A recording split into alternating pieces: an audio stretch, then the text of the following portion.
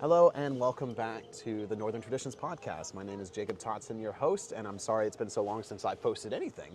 But there's been some interesting transitions, and I figured it's time we kind of sat down. This is Logan. He is the head of the Fellowship of Northern Traditions now, and we're going to be kind of talking about that. So the Fellowship of Northern Traditions, for people who don't know, is the religious nonprofit that was started from this channel and its work. It started in March of 2020 unofficially as we had our first event in Kentucky with 9 people that answered the call. Logan was one of those people. And from that, we started having more events and more people started getting together. And some of those people are also behind you here, and they're in the hot tub right now hanging out. Hi. So if you hear any chatter, we're just having a leadership retreat right now. And the reason I brought Logan on is because we're having this transition right now where I'm taking a step back from the Fellowship of Northern Traditions and Logan is taking a step up. And so we're just going to kind of reminisce about the community, discuss Logan's goals moving forward for the Fellowship of Northern Traditions for those interested. And of course, we'll let you know how to get involved and just give you some updates. But I want to get Logan talking here because he's nervous. Logan, give us a little insight into who you are and your spiritual journey. Yeah, so when I came to that very first gathering way back in 2020, I was kind of on the fence as to what to call myself. And it was just such a magical experience that, I really started doing a lot of research into Norse mythology and paganism as it is today. Shortly afterwards, I had a really powerful trance experience with Freya. So she's been, the main deity that I worship ever since early 2020. And I've really focused on that relationship throughout the years. I've also recently started working with the god Njord a lot. And I just kind of dove headfirst into the religion, the spirituality, whatever you want to call it. And as our community has grown across the dozens and dozens of gatherings that we've held ever since 2020, from that first one of 9 people to 100+ person events, so have I. And I think that that's true of a lot of people's spiritual journeys. And something that's great about this path is that it forces you to grow. And I was just thinking, I bet we've had over 100 events now. I'm sure we have. Yeah, because we average about 20 a year and we've been going about 5 years. Yeah. Yeah.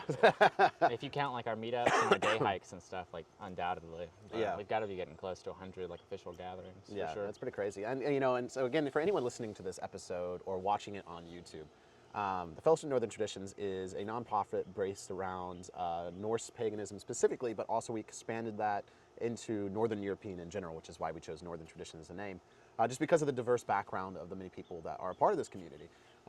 This community, it's built on inclusivity, but also non-politicalness. We welcome anyone, no matter what their background.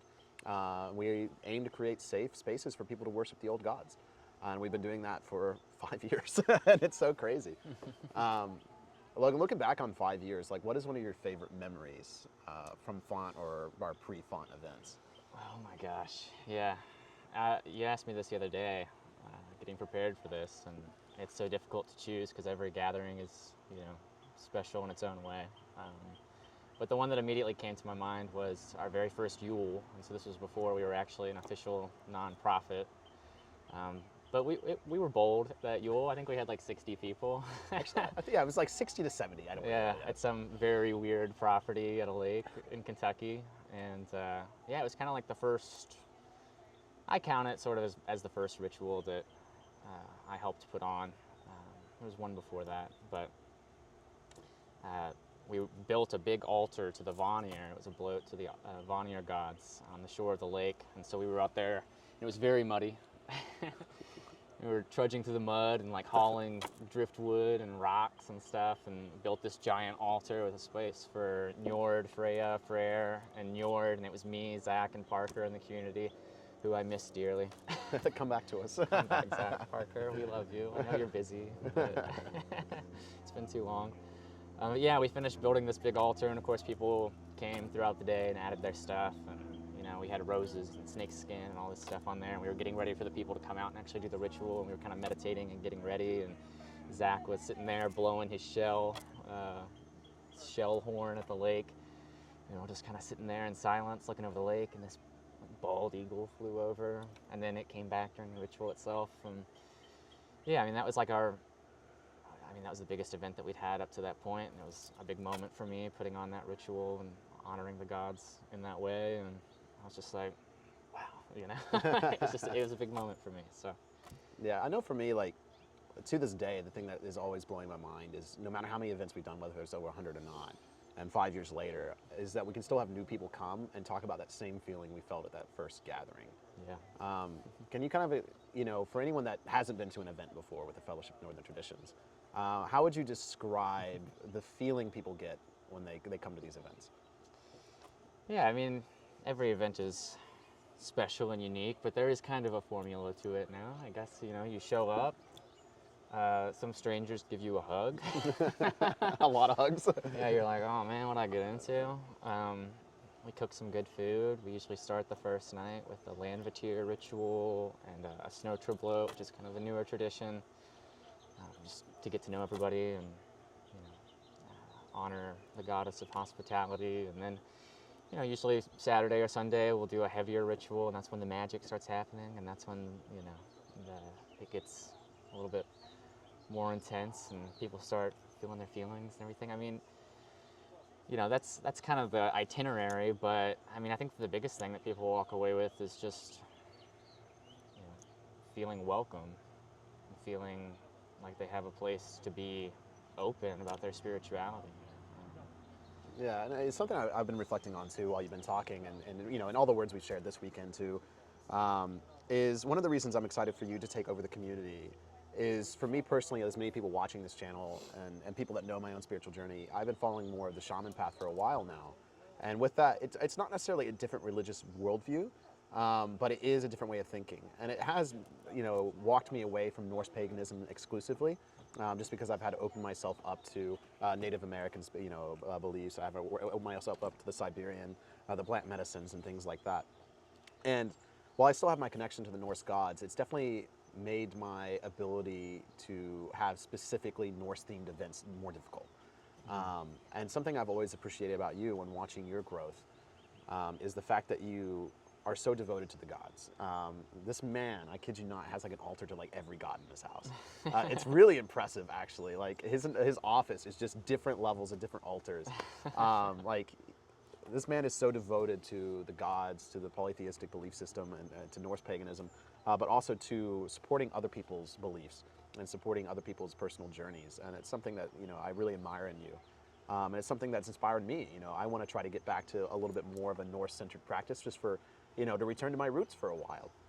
And I know that's something we're discussing for like the Ostara event. I want to have just a traditional kind of bloat. And I'm excited to get back to that. And so I think having you at the head of this community with such devotion to the gods of the North, I think is such a powerful thing. And because ultimately the gods are the reason we're here. They're what inspired me to start the community in the first place. And I know they're going to be what continues to help push you forward in guiding this community. Yeah, I appreciate that. I don't have an altar to every god, but yeah, Get close to it. I like putting my altars together, and yeah, I mean it's surreal that I'm taking this position, but I kind of feel uncomfortable with you saying that I'm taking the head of the community almost, because I mean we've grown so much throughout this time. We have so many just wonderful people in the community, whether they're people who just come to events, people who are stewards, which is like kind of our official volunteer capacity, or the other people on the board that I don't really feel like I'm in charge. I feel like I'm just kind of a coordinating presence, and helping other people reach their potential however I can, I guess. Yeah, and to not make this podcast, this episode, boring, we could really dive. You and I have been a part of hours and hours of board meetings now, days of board meetings of our lives for this community, and the organizational structure of this community. My interests, some bylaws are very boring to read. But that was like big deciding point, I think, for us as a community to decide if we were going to just still be this group of friends built around a YouTube channel that hold events, or are we going to become something more official? The ultimate deciding factor for us, I think, definitely was the raising of money. Yeah. Because we wanted to do that right. And I know we had like the best intentions when we got into it. We're like, yeah, we want to raise money, we want to do it the right way, and we want to formalize this thing. But man, I don't think we knew what we were getting ourselves into when we, started a church, because we got full church status. Like, we are a church to the U.S. government, and that's incredible. And so sometimes, I know I lose sight of the fact that it's like, this is like legit. And when, like I was showing my partner recently, like, our bylaws and our meetings and things like that. And I was just like, yeah, this is kind of our structure, kind of explaining this. And she was like, this is so like organized. And I'm like, I guess we've done a pretty good job, Right. And like you're saying, that's boring, but it's necessary for us to, reach towards our ultimate dreams of, having lands and, not having people, people who are organizing the events paying for the rental properties out of their own pocket, and, like we were doing in the early days and that kind of stuff. But just kind of going back to what I was saying about, leadership, it is kind of like a sacrifice. Like I'm honored that you guys picked me to, be the law speaker, but, all this bureaucracy and, finances and all that stuff, it's something that we do for what really matters, I guess, which is getting people together. Yeah. Well, and it's the spirit of this that keeps it alive. Right. Because if we were all just sitting here pushing papers all day, it's not a religious group anymore. And I think so many pagan groups become that. Yeah, it's an easy trap to fall into. Yeah, I mean, we see it so many times, pagan groups in the past that have just gotten so wrapped up in the bureaucracy, they don't do anything. Right. And even in our meeting today, we were talking just about how like we've ebbed and flowed, like as just groups of friends that do stuff to way too organized, to groups of friends that do stuff that we get too loose. And then, it's about finding that balance. And, and I think that ultimately, the head of the community is about keeping that balance. When we start swinging too far the one way on anything, is about returning us back to kind of that fold. Right. But something I kind of wanted to like share with everyone a little bit on the bureaucracy side, to kind of understand a little bit how it works. And if you are interested, we do have like a year in review update for the community that you can read. It's going to be on our website, and of course I've been linking that the whole time. So if you want to learn more details about our process and look into our year in review notes and what we discuss, you can look at that for yourself. But the way our structure is set up is a pretty boilerplate that we've added onto. And so when we first got established, and we paid a lawyer to set us up, our term limits for our officer positions, which the law speaker, the head of the board, is an officer position, and then the actual board members, being the fellowship leaders, is also 3 years. My apologies, I've been sick. I'm getting over it. And so this, basically this year marked the end of the first 3-year period. And so all the original officer positions were up, and then the original leaders were up too for re-election. And so there came a point where I had to decide, as the previous head of the board, was I going to continue as the head of the board, or was I going to step aside for someone else to fill that role? And I really saw it as important for me to step aside. To set the precedent that even though I was the founder, one of the original founders of this community, the person that put out that first call, just because I'm that person doesn't mean that I'm the dictator, doesn't mean that it's my community. I wanted to step aside to set that precedent that this is a community of like-minded people that put it together and run it. And I think that's something that I think we've always done really well, is particularly when it comes to like ritual environments, is we're not hierarchical. Like if any community member wants to run a ritual, we let them come up to us and say, hey, I want to do this. And we're like, heck yeah. Hell yeah. Yeah, and I find that that's something people enjoy about Font, is we don't stop people from, fulfilling a dream. Like if someone's like, I want to do, like what was like Lauren's ritual to Sigyn, or not Sigyn. What's Loki's? Is Loki's wife Sigyn? Yeah. Oh, is it Sigyn? Oh, yeah, cool. I tell you, I've been in the shaman's last too long. And like one of her rituals is like, holding the bowl for Sigyn, because she holds the bowl for Loki as the venom drips on his head. And she's like, I want to do this ritual. And we're like, do it. We encourage it. We don't want to trap people into this idea of what heathenry needs to be. And me stepping aside, I don't want to trap this community into an idea of what it needs to be. And I think it was time for a shakeup. I'm going to continue to still be on the board. I'm very excited just to run the website for a while. I'm very excited just to be the website monkey. But yeah, so that's kind of the backstory of this transition. So yeah, the Fellowship Northern Traditions, it's still going, it's still here. But kind of like return it to you, Logan, and talking about the future. What are some of your hopes or your goals for your next 3 years as law speaker in the community? Well, I'm going to try to remember to bring a coat to any cold gathering because I'm shaking like a leaf right now. I warned him beforehand. But no, seriously, you know, we've always had the dream of getting the hall, and I don't know if that's going to happen during my term. You know, we're sitting at, I think, just shy of $30,000 that we have right now in assets, and obviously, you know, to get a piece of property and have a structure built on it. Caleb, can you grab my cardigan? It should be hanging for him. Yeah. It should be hanging on the coat hanger. Anyways, go ahead. All right. No, you're fine. Oh, you just want to start this question? No, over? no, keep going. I don't edit podcasts anymore. Oh, okay. Yeah, All right. yeah. Well, thank you for grabbing me a coat, but I'm dying out here. But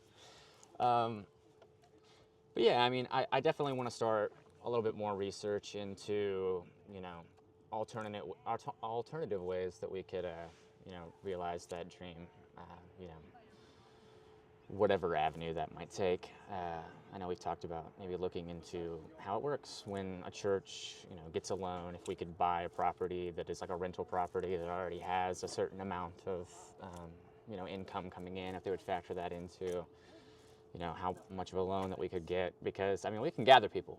Yeah. We can gather people all year long.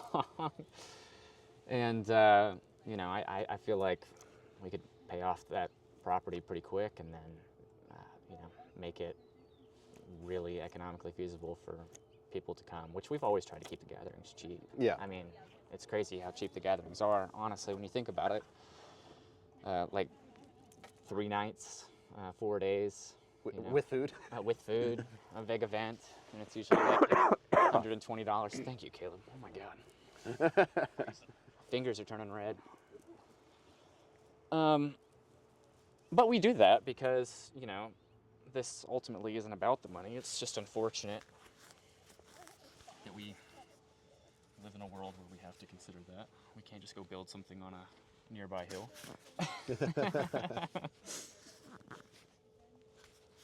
Oh, it's so much better. What are you going to do without me, Logan? You're still on the board. You're not letting me go anywhere. There we go. But yeah, taking steps towards the hall. I mean, that's always like our ultimate dream, you know, and just kind of the day-to-day meetings and stuff. I mean, the gatherings are, you know, the most important thing, but that is like, you got to have something on the horizon, you know, to keep that fire burning in you. Yeah. And so making some concrete steps towards that, as we all did during your term, just, you know, we always get a little bit closer. Yeah. And I think, you know, just kind of give everyone some backstory, because something we've acknowledged in the board meetings and stuff like that is we need to be a little bit more transparent about the money. I think the thing that's happened to all of us, I know it happened to me, is, you know, I used to end every video with "until the hall." I was so passionate, and, you know, because at first we saw like the passion of the community. We saw everyone coming to these events like so fired up. Every event got bigger, it got louder, and then we started raising money. And at first, you know, we met that first goal of $5,000 super quick, and was like, "Whoa, this is incredible!" Yeah, we were like, we're gonna have this thing in no time. Yeah. And then we started the next fundraiser, and we got to like 18,000, I think it was, and then it completely slowed down. Right. And we were like, "Oh, there is an upper limit to this passion and this fire," and then we didn't know what to do with that. And I think we kind of sat with that for a while, and then we had to figure out how to put our big boy pants on and learn how to keep our finances in check, because one of the problems of running our events so cheap is we don't make any money off of them. Right. And if we have no wiggle room. If people back out last minute, we lose money. Yeah. Like if we had an event, you know, 30 people signed up and 10 people, you know, didn't show up and didn't pay, you know, we ended up losing money on that event. And so last year, like my final year as law speaker, you know, I set the goal, you know, with everyone in mind in the finance committee, is that we need to start breaking even, or, you know, and maybe even making a little money off these events. And, you know, that was one of the things we're really excited about this year, is that we actually did break even and we made a little bit of money on the events. Yeah. And, you know, that was a hard lesson to learn, because we had to realize we weren't invincible. We didn't have all the powers of money in the universe, and we had to figure out how to make money. Right. We're in it for the long haul. Yeah, the long haul. But yeah, so I'm excited to see, you know, with the lessons we've learned moving forward, what you do with you know, the purchasing of land. And I think like the changes, you know, you kind of ushered in with the transition of the Discord community. We've raised like something over $6,000 now. Yeah. Yeah. So yeah, just finding alternative sources of fundraising to, keep that dream alive in people's hearts. I've had a couple people come up to me this year and, just like wondering like, where are we at with that? And, I just want to show people progress and that that's still in our minds, because, I want us to hold gatherings forever, but eventually I do want us to have Yeah. our own place. Yeah, and I know, like, some people have suggested in the past are like, well, if you just like would, stop having events and focus on, raising money, we could raise, we could do that. But it's like, but then we don't have events. Yeah, no, the events are, the gatherings are the heart and soul of this. Yeah. I mean, it wouldn't be, I don't know, it wouldn't be worth it without them. No, yeah. I mean, you got to have that place where people can get together. And I can't tell you, I don't know. Fellowship. Yeah. Northern traditions. It's about fellowship. And I don't know about you. I can't tell you how many people, how many times people have told me that this community has saved their life. It's crazy. Yeah. And how many people have gone through hard times, especially during COVID and everything, and and knowing that these events give people purpose. It's a powerful responsibility. And I get emotional every time I think about it, and that's why we keep pushing forward through all the bullshit, through all the bureaucracy. It's because this community is a wonderful thing. Right. I mean, there's just so much love and so much friendship that has been born out of this. Babies have been born from this community. It's true. It's crazy. So, yeah. What do you think? So this, a little bit harder of a question, and I probably didn't prep you well enough for this one, but what's been one of the biggest struggles with running a pagan community? Oh man. I mean, there's been a lot of struggles, I guess. And with every struggle comes a lesson, of course, as well. Right. I mean, I could sit here and talk about the struggles, but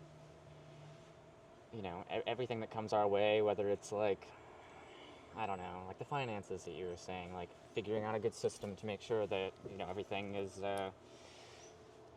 breaking even. I mean, it is a community of people, and whenever you get people together, there's going to be some drama and figuring out like to what level, we have to manage that as the people running the community, and to what level, we just need to be like, you guys need to figure out your own things. And then just the logistical side of things, which I feel like we got pretty good at pretty quick as far as just, actually running an event. But, we're still learning lessons about that, I feel like. Yeah.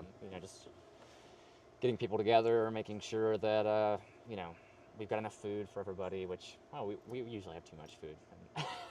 Honestly, I think one of the greatest benefits we have as a community, now that I've been a part of a lot of different spiritual circles, we feed people so good. Oh my gosh, the food we eat at our events is incredible in comparison to, like, I've been to some pretty high up there events. And let me tell you, we eat like kings and queens at Fondest. So if you like food, join the Fellowship of Northern Traditions. I mean, I think that my best, I don't know about you, the best we ever ate though was Yule 2022, the last Geneva Hills one. Yes. Where we had Eric, we had Kevin, and we had what's his name? Ramen. Yeah. Oh my gosh. Oh, I can't remember his name. I feel so bad. We love your ramen. Oh no. What's his name? What's the name of Ramen Man? Who made the ramen at Yule? Paul. Paul. I love you, Paul. Come back, make us ramen. It's been too long. Come back. Yeah. But seriously, I remember like just sitting there, we eating like lemongrass chicken, duck confit, and ramen, freshly made. Yeah, I ate that duck confit for like a month. Oh my gosh, like oh yeah. I mean, going back to Paul, that's another struggle. Is just keeping up with all the friends that you make. Yeah. I mean, remembering remembering people's names, let alone Yeah, well, and it's crazy, like I remember, I always think about Ian, being on the podcast and stuff, like one of the things he would always say is that like, when he would be asked questions in the military, like how many friends do you have, to make sure they had support networks, and he'd be like, I don't know, like over 100 or something. They're like, yeah, stop lying to us. And he's like, no, it's like over 100. And I think that is such a beautiful aspect of the pagan community, and Font is the deep network of friendships that are made. I mean, I remember at Yule this year, someone was sharing that like they had been having financial difficulties, and that like they put into like a private chat in the community that they needed help, and people like paid their bills for them and stuff like that. And it's just like, I didn't even know about that. And it's like that kind of stuff is happening all the time in this community, even without like leadership knowing about it. And it's just incredible. It shows you that it's not just the leadership; it's the whole community. That's what it's all about. Yeah, it's amazing. Yeah. The leadership is it's an act of service so that that kind of stuff can happen. Yeah, and so just I can tell you're just freezing yourself. Dude, So we probably need to rush this up so you can hop back in the hot tub. But just to kind of give us a little bit more of a rundown for people, so 'cause we kind of mentioned it, but just so people understand our structure a little bit more. There's the fellowship leader, which is the board member. And then we do have fellowship trainees. So before someone can be a board member of the Fellowship of Northern Traditions, they have to do 1 year of training that is kind of overseen by the board. And we're kind of revamping that. That's one of the goals moving forward this next year is our training process. And so we have 5 new trainees coming on this year, actually. And then next we have stewards, which are our volunteers in the community.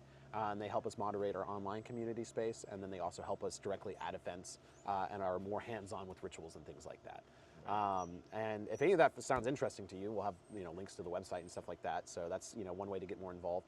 Obviously, not everyone could be a leadership within the community. It's you still need just members as well. Yeah. Just kind of like I hope to just be a member someday.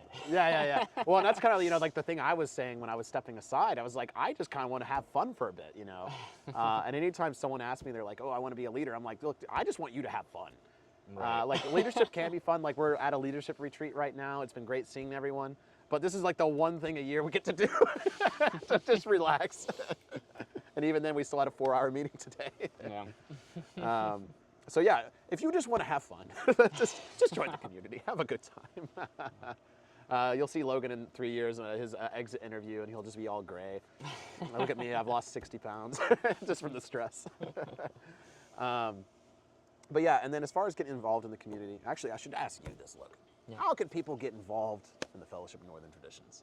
Yeah, I mean, we do have an online community. That's one of the ways that we've sought to increase our, fundraising outside of, the meager sum that we make from gatherings sometimes. We made $1,000 this year. We were in the green this year, yeah. But so there's a link to that on the website, and it is a really good place. And that's another one of my goals is just to, find more ways to make that, a cool online community for people who can't get out to gatherings as much for whatever reason. Just having more like voice chats. We've had some people start some stuff about like rune study groups and whatnot lately. But yeah, that's $5 a month, or there's a discounted rate if you buy it. It's like 40 a year, 30 a year. It's super cheap. Yeah, I can't remember the yearly rate, but it's discounted, and it's a really great group of people, and it's like the friendliest online community. Yeah, not to like out toot there. our own horns, but we've had like no issues lately. But like seriously, since we've transitioned it fully to font, like our moderator log where we would put like issues, it's like one thing. Yeah, Yeah. It helps that like so many people on there are friends in real life, and it's just a great group of people. They're very supportive. If you like go into one of the channels and ask like, hey, where can I find information about this god or whatever, like people are like, Yeah. it's a cool place. Yeah. So if you want to test the waters, that's a great way to join, And support us along the way. Yeah. and support us along the way. And then obviously there's the gatherings, and we try. Another one of my goals is to have more like day events each year. So like little hikes and meetups. So usually if someone contacts me online and is like, oh, I want to go to a gathering, but I'm kind of nervous, I have all these questions. I'm like, hey, there's a hike coming up. Do something like that. And then if you like it, come to a gathering. So a lot of the hikes are posted online. We've kind of moved a little bit more to the hikes being posted in the Discord. Yeah, a little bit more. Yeah. Yeah. Which is a perk of joining the online community. Yeah, it's both global in the sense that you can talk to anyone, but it is nice because people can kind of link up locally and then just go hike and stuff like that. Right, people have been going to concerts this year and organizing it online. Yeah. But yeah, and then if you feel comfortable coming to a gathering, I mean, I can't recommend it enough. It's just it's a beautiful community, and those are all posted on our website. And we've got the details as far as what kind of rituals you can expect and how many people are going to be there. And yeah, kind of stuff. and font used to have a big scope. Like that was one of the things I was pushing, as I was traveling as well, as expanding font. It was cool. We've done events in the Netherlands, we've done events in the UK, we've done events in Canada, we've done events in the West Coast, we've done it in the South. But we really have kind of centered ourselves in the East Coast of the United States a little bit more now. Yeah. And I think it is something we have to be kind of honest about. The Iceman in front of me. Go monk mode. Yeah. And I think it is something like the North Central, so like the Minnesota area, going down into like Ohio, Kentucky is our busiest region. We have Pennsylvania, and then down into North Carolina is where we're kind of centering out there, and then Texas is where we're most active. Yeah, I should shout out North Carolina. That's another great way to get involved. Is that we're doing a lot of volunteer work to help with the recovery after Hurricane Helene and the more recent flooding there. Yeah, actually, hey, where's Heath? I might have Heath add a few words into that. That'd be nice, and then you can go warm up. Yeah, but we I imagine that we'll be doing even more volunteer stuff in the years to come. That's been really fulfilling for a lot of people to participate in that, and helped a lot of people along the way. And I'm really proud of everybody who's been able to get down there and help out. Yeah, but Logan, just so I can get you inside and warm you up, is there any other final things you want to add, to people that want to know more about Fond or know more about you, or just any final words about spirituality or something? I don't know. Oh, geez. Do you feel inspired by anything right now? Well, here's Heath if he wants to talk. While I mull. Well, no, yeah, I'm finishing up with him, and I was gonna have you slide in so you can talk about North Carolina a bit. Anything you feel inspired or motivated to say in your closing moment here? I mean, I'll just say, like I've said, I'm a Freya man, and I don't really poke around too much in like the wider world of paganism, but so I don't know, how other groups are for the most part. I've heard bad stuff about other groups, and I'm not going to speak on that or whatever, but, just the basis of this community is friendship. It is forming bonds, and, we've talked a lot today about sort of the bureaucracy in our journey and our challenges and everything, but as I've kind of alluded to, I guess, throughout the conversation, like, it's all about getting people together in a place where they can express their spirituality openly, where they don't have to be nervous about people thinking they're crazy or whatever. Yeah, I hear that all the time. People are like, I'm not crazy, I'm not alone. Yeah, people come up and they're like, have you ever had this kind of mystical experience? And someone's like, yeah, and we've literally had a man ask us to bury him alive before, and we're like, all right, we dug him up, but I mean, if you've been waiting on taking the plunge, this community really is just about fellowship. Yeah. And that's why it's in the name. Yeah, and I want it to be about that forever, long after we get that hall built, whether whether that's in 3 years or 5 years or 10 years, just so much good has come out of this, and I want it to go on forever, and I'm gonna do my part to make that a reality. Yeah, and Logan, thank you so much. I mean, you're a friend, you're a brother to me, and been here since the beginning, and so looking forward to the next 3 years and being a part of it and seeing what you do with it and the community does with it. But I'm feeling bad for you because you're freezing to death over here. So my brother, I love you. Thank you for he hates cameras. Getting him to do this, but truly, I wouldn't be stepping aside in this community if I didn't think it was being given into really great hands. So I'm looking forward to seeing what Logan does and the rest of the board. Logan, go inside, get warm. All right. Yep. Thank you, Logan. Give me your microphone. Oh. All right, Heath, get over here. Yeah, more meat. Oh, thank you, Caleb. Give me that fancy pour. Give me that fancy pour. Oh, yes. Freya's finest meat, everyone. Yeah. Till the hall. So Heath is our fellowship leader working down in North Carolina the most at the moment. And so I just wanted to kind of have you, since Logan mentioned it, kind of discuss how that was going. Because I posted a video on the YouTube channel before discussing what was happening. But if you give everyone a little quick recap about what has brought Fond down there and kind of what it's transitioned into. Okay, so as most of y'all probably remember, hopefully so, back in September 27th of 2024, Western North Carolina as well as Eastern Tennessee and parts of South Carolina were devastated by Hurricane Helene. And as a response, me and a couple of members from Font headed down with Nils Ironwolf leading the team due to his experience handling disasters, specifically, Haiti, as one, Hurricane Katrina, stuff like that. And we started in Western North Carolina and Mitchell and Yancey County. We were running logistics, getting supplies where they needed to go, and so on and so forth. But after about halfway into November, those counties gotten to a point to where they didn't really need us. Lines were established, they got the supplies they needed, and they were entering, more of phase 2, the rebuilding phase, and they already had the teams that they needed. And we're like, all right, well, it's time for us to, see if there's anywhere else that we could be helpful to.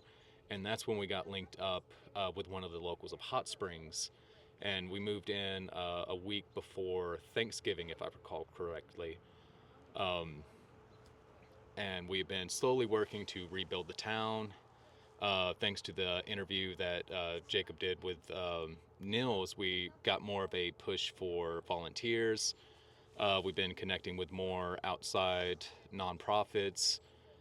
We successfully held the Gods of the North gathering weekend and roughly raised over $1,400 to help rebuild the town. And as of last Saturday, I believe, at the time of this recording, we actually had Justin and his crew from the National Mental Health Alliance come into the town with a small army of about 60 Amish who are now not only being backed with supplies by Lowe's, but they're going to go and not only continue their primary function, which was building tiny homes for dislocated victims of the hurricane, or as I prefer, survivors. But they're going to go door to door working on rebuilding businesses as well as homes that can be saved. Yeah. So we've been running logistics on that, getting them where they need to go. They're still in the resettling phase, building a general store that will be right in front of the campgrounds that will have 95% off Amish items, fresh produce, like everything the Amish produce, they're selling for 95% off to make sure that people can afford food. Yeah. Because all this time, only 4 businesses have been functioning in the town since the hurricane. But I could keep going on about this, but if there's anything more specific, I don't want to just keep rambling on. I think the main thing is, I just wanted to give people kind of an update. Everyone at the Fellowship Northern Traditions, I know, is so proud of everything that's happening down there. In the sense of like what the town has, come around, not just Font, but just the community in general. And it sounds like the spirit of the land as well. Yeah. Oh, yeah. Hot Springs itself is just a vortex of energy that I've never seen anywhere else. And not to sound like a crazy person, but big things are happening here. We've been welcomed within the community in a way that I've never thought for like another 5 years. The fact we do this fundraising gathering for the town, and the town mayor is sitting at the table eating with us, sharing stories, talking about, what was it like during the flood that night. And, Heather, the owner or the general manager of the spa, she came down to the Thor ritual after the dinner, and we asked her, it's like, do you have any words you want to say for everybody here? And she's like, when this first happened, I didn't know what help would look like, but I kind of imagined it would look like y'all. And that was a very hard-hitting effect there. A bunch of very hairy men coming down. Yeah, a bunch of hairy pagan men coming, like, we're gonna fix everything. Everyone down there looks like Heath. Oh, like, yeah. Everyone has the same mountain men look now. Like, I feel like it kind of happens to whoever comes volunteers. Like every picture I see, they come in clean shaven, and like 2 days later, they're covered in mud and have massive beards. Oh yeah. It definitely has an effect on you. But no, it's been a amazing time. Many lessons learned for this, and I'm excited to see the progress of the town. It's like the spa, which was one of our 2 main focuses at the beginning when we started in Hot Springs. They didn't think they were going to be able to reopen until August. We had them reopened in 83 days. Wow. Their first reopening was actually on Valentine's Day, the weekend after the Gods of the North gathering. Nice. That's incredible. Oh, yeah. I think, just the final thing here is if people want to get more involved, like if they're listening to this or hearing about it for the first time and they want to help in any way, whether it's through donations or whether it's through physical labor, like how can they get involved in helping North Carolina still, or specifically Hot Springs? So for right now, we are in a slight little transition phase on how we're operating going forward, because the volunteer effort that Font has done has kind of grown into something a little too big for Font in a sense. We're working currently on setting up a disaster relief nonprofit that is, it is pagan focused, called Thor, Traditional Heathens Offering Relief.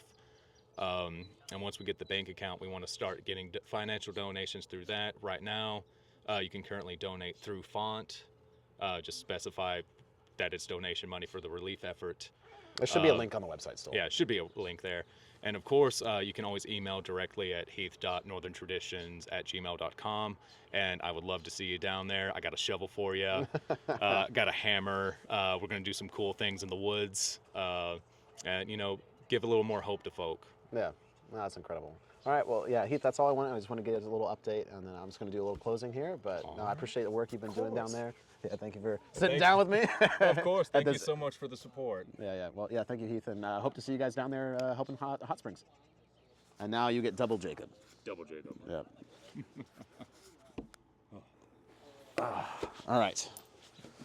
So, in closing here, I don't have any more guests to bring on. I just wanted to take a moment here to give some kind of updates in general as far as the podcast, the YouTube, Font.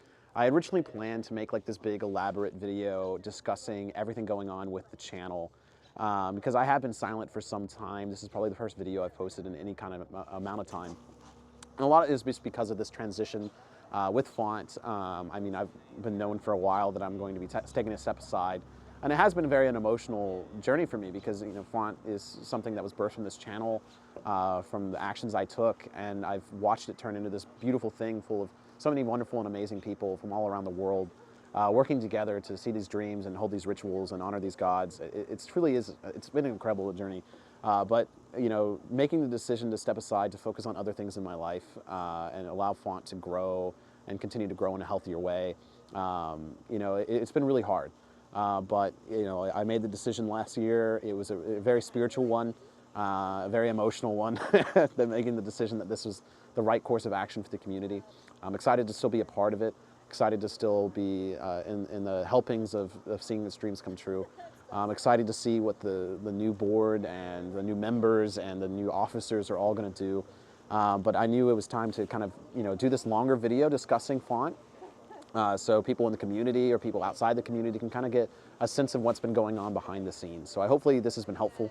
But as far as the channel itself, the podcast, the first thing to talk about is this is more of a structure of what I want to do for the Northern Traditions podcast. I believe me and Kubi are still going to keep going with Tree of Life. It's just been fun. It's a happy little thing.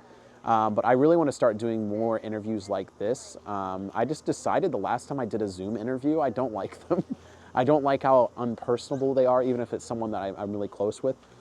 It's something about having the person in front of you as you're interviewing them, I think changes the aspect when it goes into the podcast or when it goes into the YouTube video that you watch. And so I hope you like this format. It's going to obviously it's going to be more inconsistent, but I know I have some really great interviews lined up with some amazing people I've met along my way.